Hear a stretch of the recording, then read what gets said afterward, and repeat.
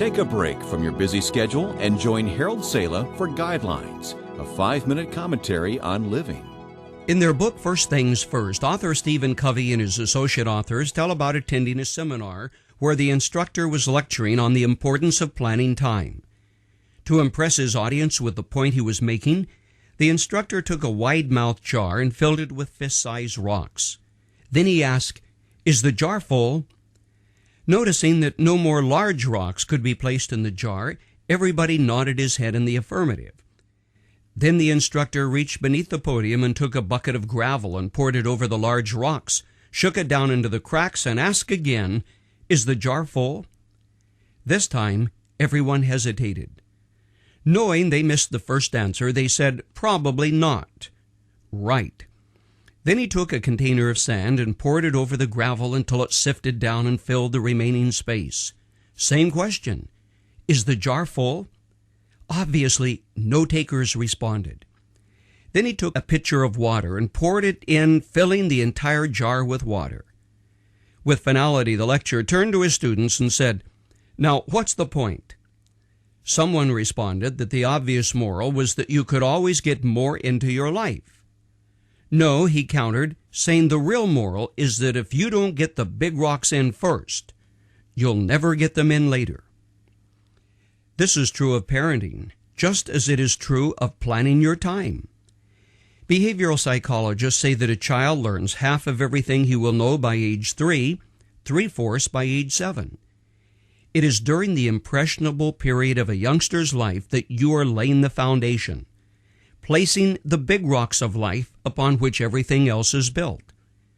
Seldom, if ever, does a parent realize how great is his responsibility when he wraps a baby tightly in a blanket and takes him home from the hospital.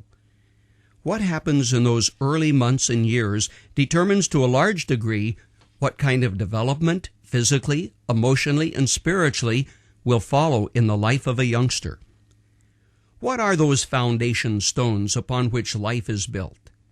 Try these 6. 1, commitment. 2, care.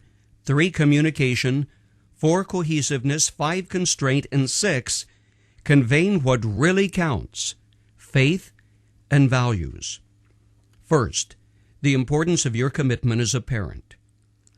Though my heart goes out to every single parent who lays a foundation, by and large, kids come with 2 hands, 2 feet, and require 2 parents to keep up with them. Parenting is basically a 2-person task, and when 2 individuals love each other and are committed to their offspring, they provide the environment which enables growth and nurturing. Their model becomes a sex education course, a role model, a set of values, and more. Long ago, Amos asked the question, "Can 2 walk together except they be agreed?"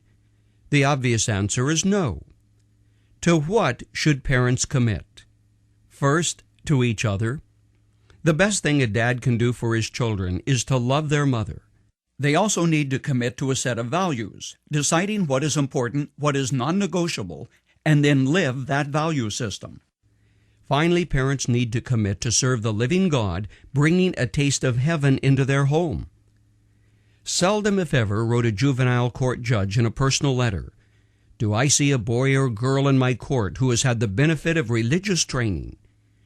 You know, friend, getting those big rocks planted in the foundation, it's very important. It's not really a matter of life and death. It's more important than that. Train up a child in the way he should go, says Scripture, and when he's old, he won't depart from it.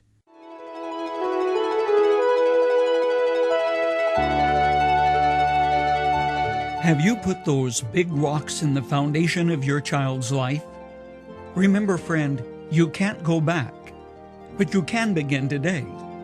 So if you fail to lay a solid foundation, do something about it and begin this very day. Worship together in church, study the Word, learn to pray together. Someday you will be very glad you got the big rocks in first. I'm Harold Sala. You've just heard Guidelines.